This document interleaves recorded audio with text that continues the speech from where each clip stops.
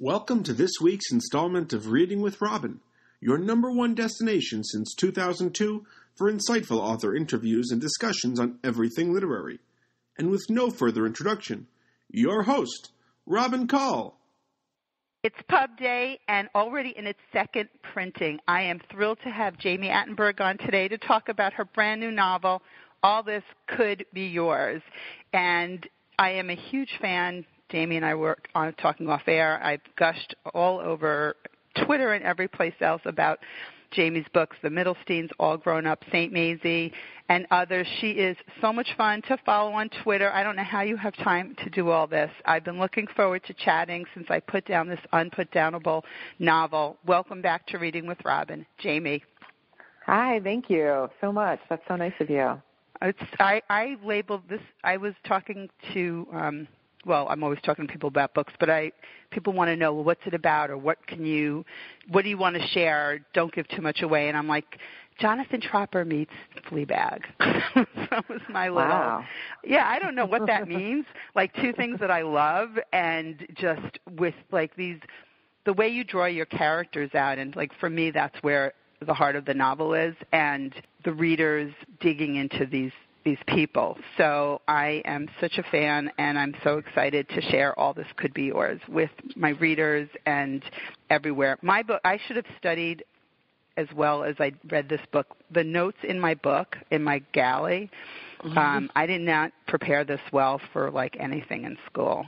Oh my gosh! All right, cool. I can't read half of them, Jami, but like I have all of these folded back pages. Where does the story begin for you? I mean, I guess we talk about Alex. Yeah, that's sort of where the book began for me. When I wrote the first draft of the book, it started with envisioning. I mean, she's the first character that showed up, Alex Tuckman, and it was just this woman on the roof of a hotel in New Orleans, like at a hotel pool, talking to her sister-in-law about family secrets. And wanting to know the truth about her parents. And her father has just had a heart attack, and he's lying in a coma in a hospital in New Orleans, and she's come to town to like contend with his death and her mother and whatever else needs to be done, because there's so many things that kind of need to be done when you have an ailing parent.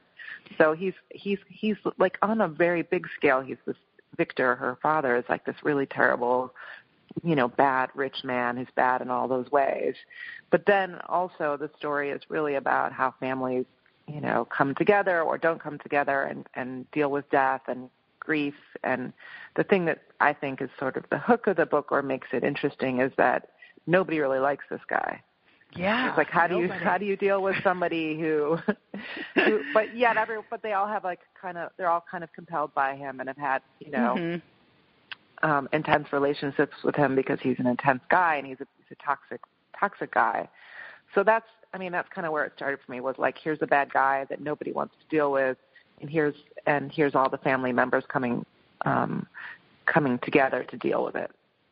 And that's the thing. It's like, thank you for setting that up. That is like that underlying question of like, is there some piece of any person that's redeemable, or what are the different relationships? And layered on top of that, these family secrets, and Alex just wants information from her mother, and their back and forth is so fascinating to read about. And you have such an amazing way of gently nudging things where I'm like, oh, what's going to, I just could barely put this book down, Jami. Well, I think also like the trick, another trick of the book is that it's not really about him.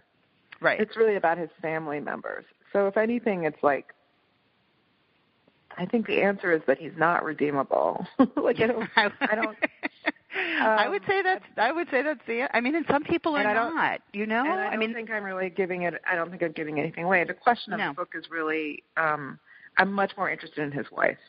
Yeah. Than I am Barbara. Than I am interested in him. I mean, there's a reason why I put him in a coma the first 2 pages of the book. So, and I love that she spells her name like Babs. That was I was like, oh, I love that. That is, to me, the royal spelling. It is the royal spelling, Barbara. If you spell it like Barbara Streisand, that's how. And I had I've had some Barbaras who have the extra A, as I think of it. The extra A sort of say, yes. exactly. I like The everything extraneous about A. it except the spelling, and I'm like, well, that's just, Barbara Streisand came first, so she gets that spelling. I am with you on that one, Jamie. And the thing is, too, like when people say, well, there's always something about somebody, and Alex talks about closure, is it really that important? And so, like, because that's the key of relationships and the ending of relationships, at least on this planet, where people like, closure, you have to, mend things, or, at that level, there's no more.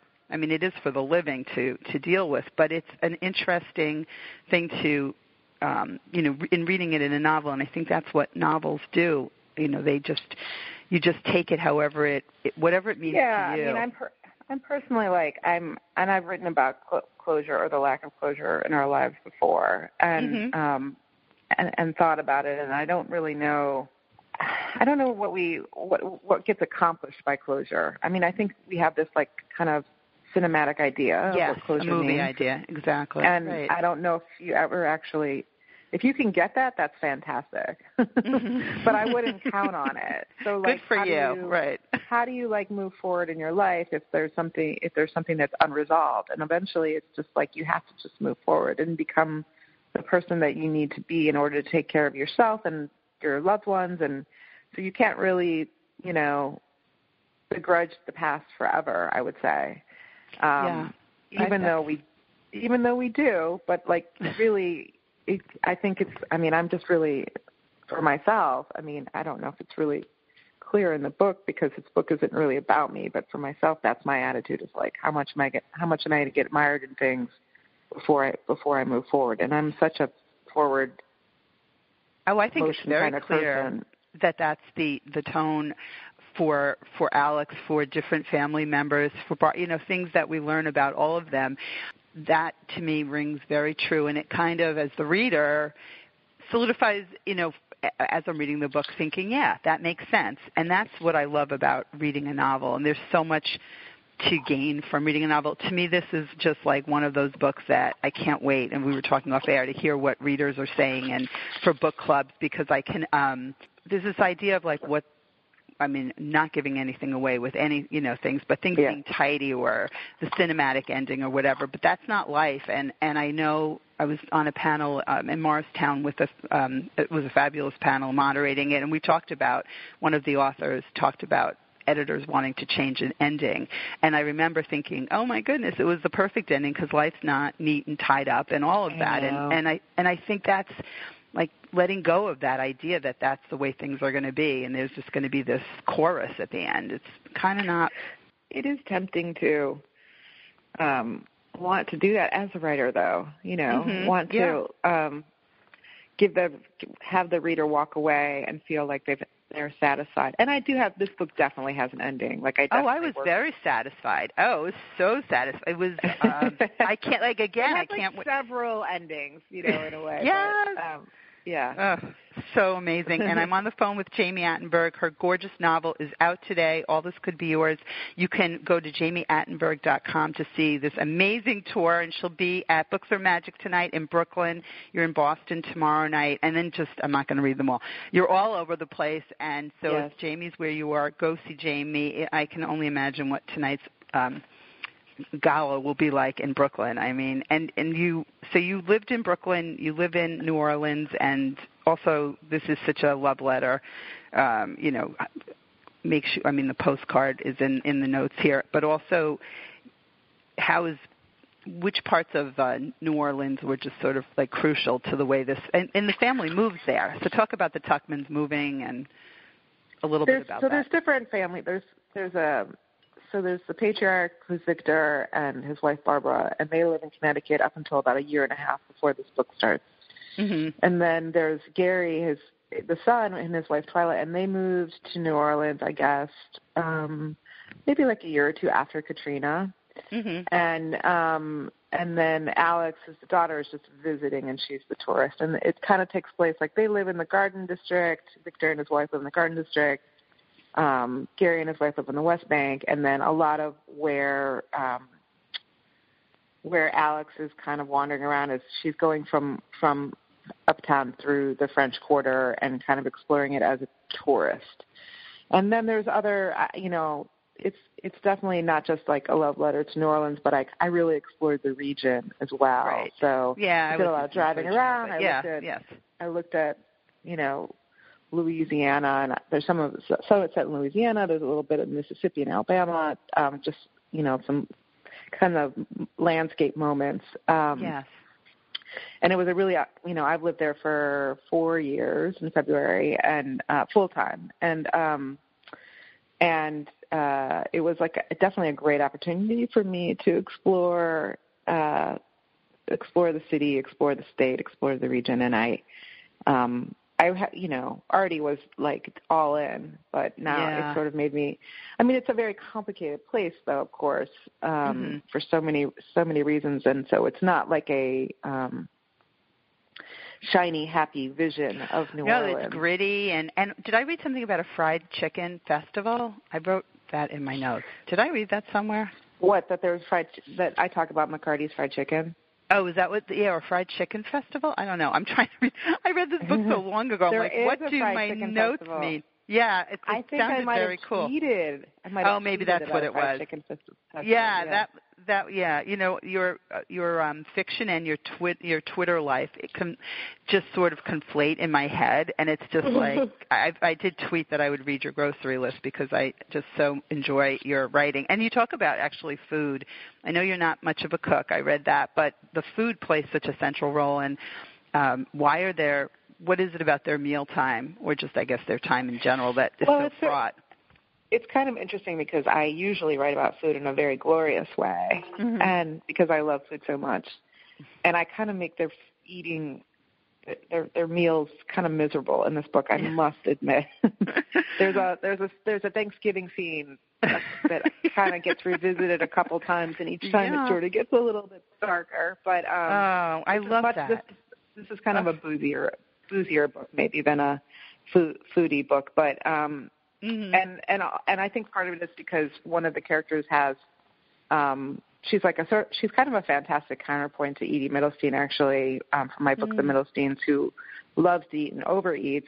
Yeah. Barbara Tuchman is just never eats at all, and there's like a scene where she's like kind of trying to eat a bowl of soup and like and then just drinks like a lot of water and lemon instead. So she's very occupied with her appearance and. She takes a lot of steps. She counts her steps a lot. So hilarious. I mean, the comedy in this book and the dark places with breaks of light and deep breath. It's just the pacing is dead on, and it is just so funny to me. I mean, it's it sort of depends hilarious. On how you feel. I mean, I have learned a long time ago that it almost doesn't matter what I think when I do interviews or when people read the book, because everyone brings their own experience to it. Do you know what I mean? Of course. So you find this book funny, and somebody could read this book and be like, these people are super messed up. And I don't they are super messed up in a funny way. But also like, I don't get it. This bums me out or whatever. Or you sort of look at it. Glorious. And you identify with it's not you, but maybe it's someone and you kind of. I think it is my sensibility in that when things get dark, if you wait long enough, things will get funny. You've got to laugh. I mean, it's so tense, and it's so. I mean, everybody has their own dysfunction. So, even people that.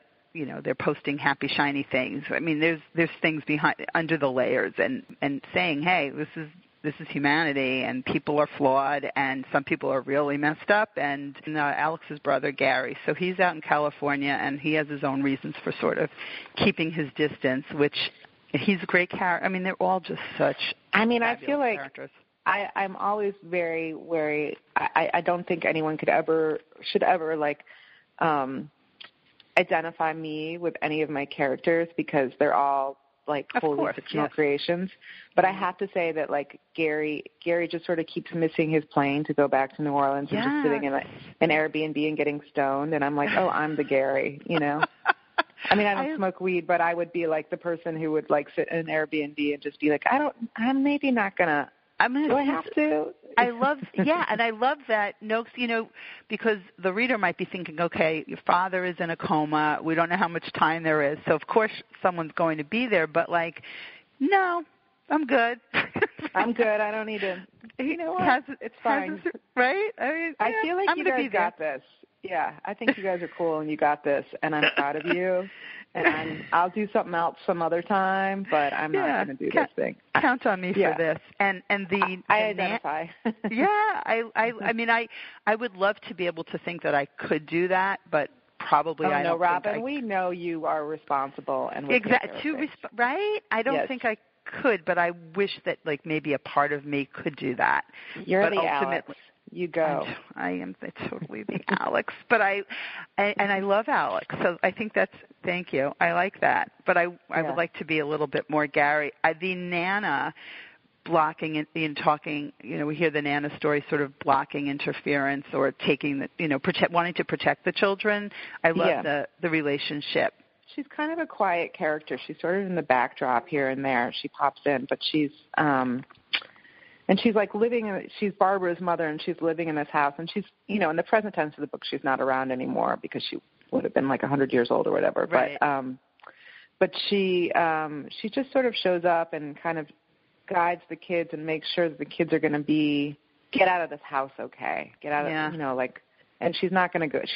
She's figured out what her reason is for being, and her reason is to take care of her grandchildren. So I loved her beautiful. As she sort of got written really super, like almost too quietly in the first couple of drafts, but I knew that she sort of was sitting there waiting for me to and I knew she was going to say stuff when I needed stuff said, and I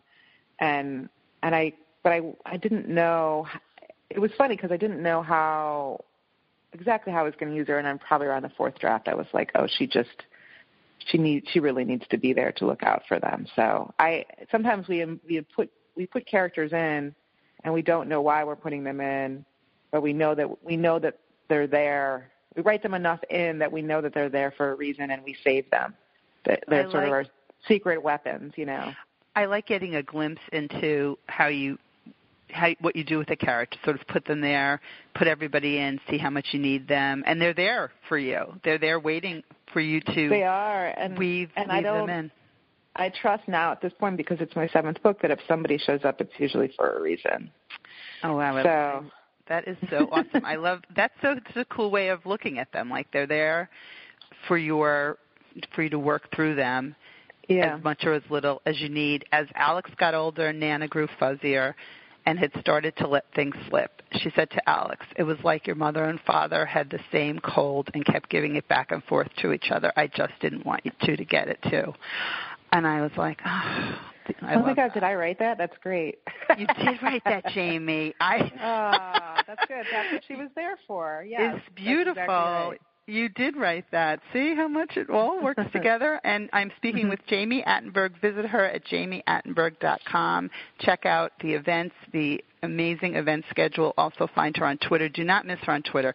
Treat yourself to Jami Attenberg on Twitter and also on Instagram. You're so much fun to follow. And I will let you go. I know it's a big day. You're going to be at Books Are Magic tonight in Brooklyn. You're in Boston tomorrow at Harvard, or I just remember where you are. Yes, at Harvard tomorrow. At with Harvard. Laura Vandenberg. Yeah. Oh, yes. That's going to be amazing. And all of the other events, and hopefully I'll run into you maybe in Tucson. I saw you'll be there. Oh, yeah, I'll be there. In the spring. Next year, I will be there, and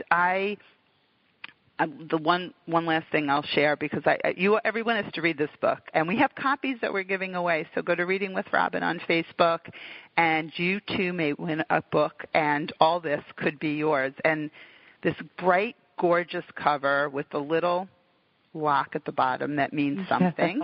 It's gorgeous. It's just, I remember when I was reading that this was coming out, I just got excited. I mean, if you write it, I'm reading it. I love it.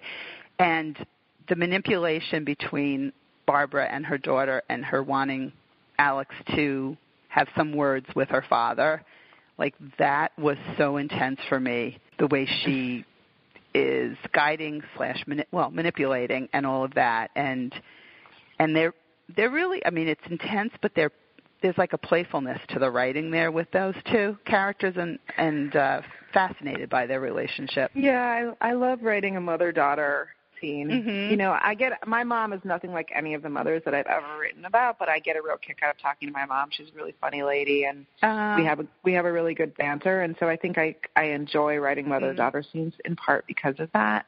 Oh, I like that. And I think that the key to somebody like Barbara, who you may or may not like, is that I at least I made her funny.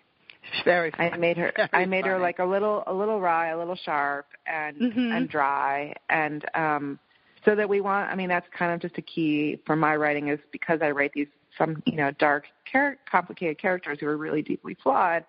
I try to again use that sense of humor so that you want to spend time with them. I did a little luncheon the other day, and somebody asked me if I liked writing my characters, and everyone in the room has heard him and said, it doesn't matter if they're likable or not likable. And I said, no, I got what he asked. He asked if I liked writing them. And of course, yes. I would not want to, if I didn't enjoy writing them, and spending time with them, they wouldn't be on the page. And hopefully that shows through.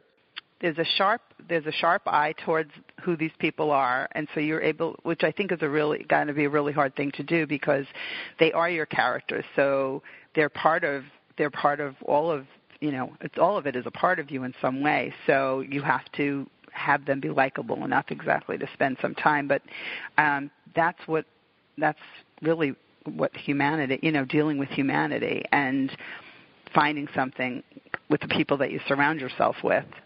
But not everybody, as we see in this book, which is also honest. I think it's such an honest book, and it's a joy to read. And it's All This Could Be Yours by Jami Attenberg. I'm so excited for your readers. It's out in the world, and it's in its second printing, and all of these amazing reviews. I'm so excited to see everything that's out there. And before I let you go, just give us one book that you've read lately that you've loved.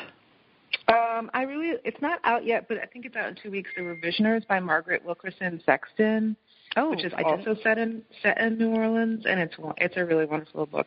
There's a couple of New Orleans books that came out this year that I'm really recommending because I have read them very intensely, and they're my peers, and also Sarah Broom's The Yellow House, which is a nonfiction book, which is it's shortlisted for the National Book Award for nonfiction. And yes, I saw that. There's been a lot of news. But I really think that if you were looking for like a New Orleans package deal, you could do worse than me and Margaret and Sarah Broom. That's awesome. Yeah. If you have a friend who likes New Orleans in your life. That's a great gift. Well, I always say, autographed books, when authors are touring, I'm like, get your autographed books, do your holiday shopping early. Are the three of you going to do a panel or anything together? We're all at the Louisiana Book Festival and I think Texas Book Festival too, but I'm only on panels I'm on a panel. No, I'm not on a panel with any of them, but Margaret and I are actually in New Orleans are having our book parties be a joint book party at this beautiful Hotel Peter and Paul. So that's so fun. It weirdly had, not weirdly, but coincidentally had our book parties were scheduled the same night at two different places, and I was already doing it at the hotel, and I was like, I don't want to go. We both had blurbed each other's books, and perfect. I was like, why don't you just come and join me? And now we're going to have this. It's going to be wonderful. We're going to have this wonderful conversation about writing about New Orleans. So how perfect is that? I know somebody that did that with a bar and bat mitzvah, so that they didn't have to split their audience. They did. They did it at Brown, and it was so. But in that case, it was bizarre. I'm like, well, I don't know the little girl. I'm here for the bar mitzvah side. Do I need to bring it was. Yes. I did work it was for the most part. It was an overlapping audience. So is that this weekend? Is that what you're saying? It's November 5th in New Orleans. If anyone wants to take a last minute vacation down. November 5th in New Orleans. That sounds awesome. And go to jamiattenberg.com for more information. But I urge readers, if authors that you love, and that would be Jami Attenberg, are where you are, go to these events. It is such a treat. Plus, you meet other readers. Everybody's talking about books. It's just you're like with your people, and it is just beyond a treat of a novel. All This Could Be Yours. Bright orange, can't miss it. Jami Attenberg, I wish you well on your tour, and I look forward to seeing you somewhere. Thank you. Okay, take care.